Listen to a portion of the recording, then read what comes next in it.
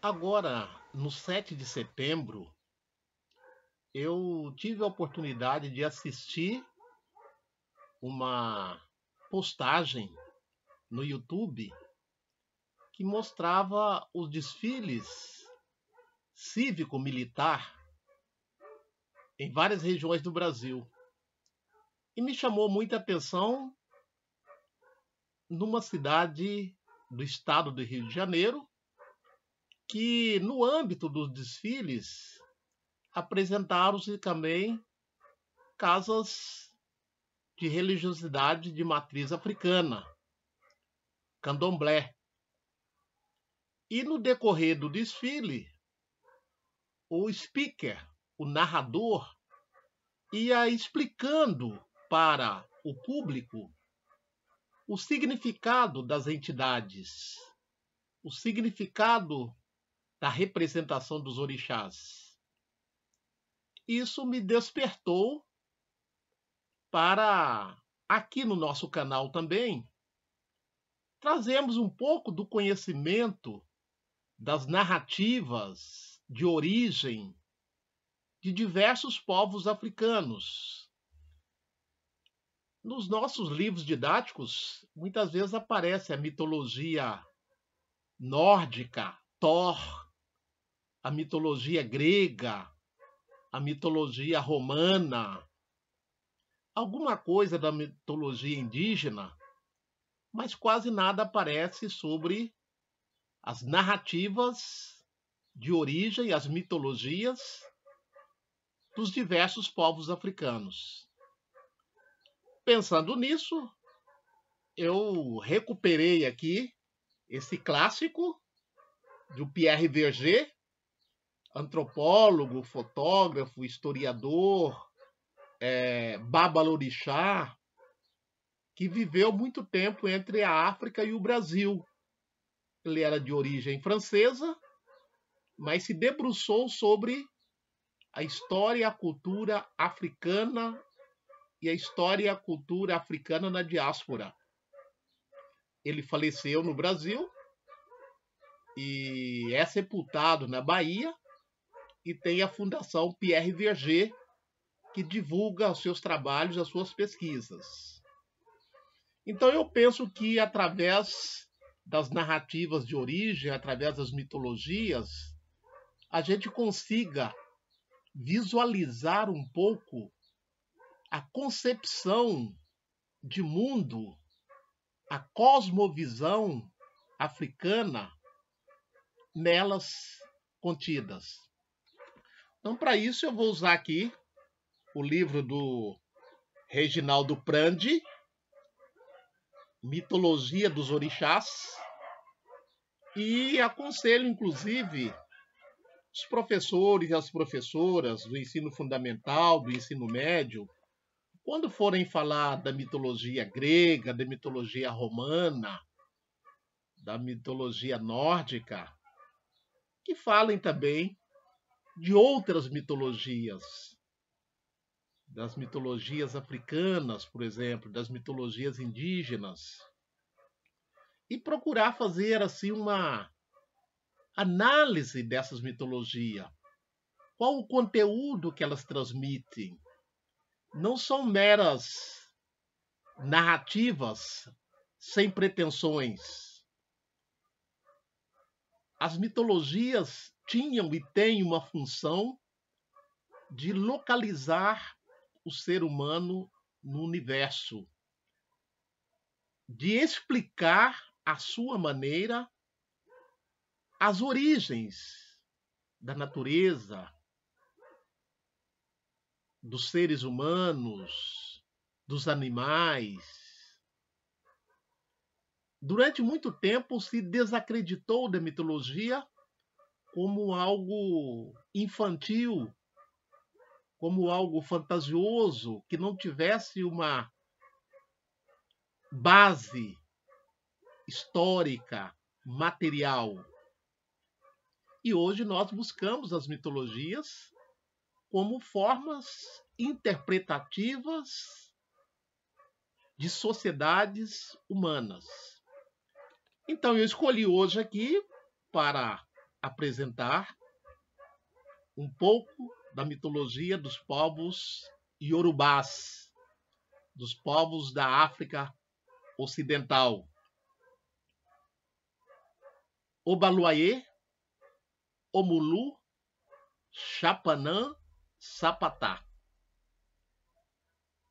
Obaluayê desobedece à mãe e é castigado com a varíola. Obaluayê era um menino muito desobediente. Um dia, ele estava brincando perto de um lindo jardim repleto de pequenas flores brancas. Sua mãe lhe havia dito que ele não deveria pisar nas flores. Mas Obaluayê desobedeceu a sua mãe e pisou as flores de propósito. Ela não disse nada, mas quando Obaluayê deu-se conta, estava ficando com o corpo todo coberto de pequeninas flores brancas que foram se transformando em pústulas, em feridas, bolhas horríveis. Obaluayê ficou com muito medo. Gritava à sua mãe que o livrasse daquela peste, aquela varíola. A mãe de Obaluayê lhe disse que aquilo acontecera como castigo, porque ele havia sido desobediente, mas que mesmo assim iria ajudá-lo. Ela pegou um punhado de pipocas e jogou no corpo dele. E como por encanto, as feridas foram desaparecendo. Obaluayê saiu do jardim tão bom como quando ali havia entrado. Então veja que essa narrativa da origem de uma doença, a varíola, e de como a mãe, ainda tendo sido desrespeitada pelo filho, atende aos seus apelos.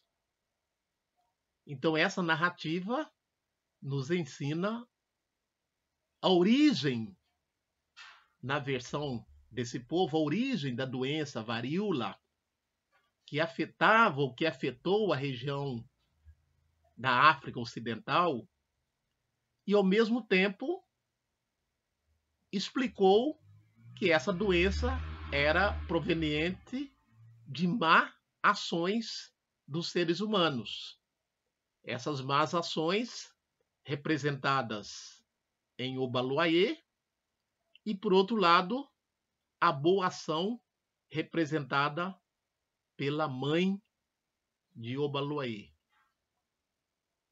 Na sequência, Omolu cura da pestes e é chamado de Obaluayê.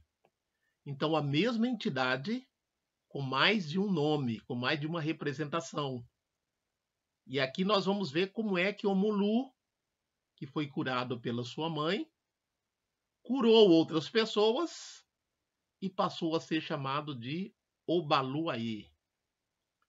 Quando Omolu era um menino de uns 12 anos, saiu de casa e foi para o mundo para fazer a vida.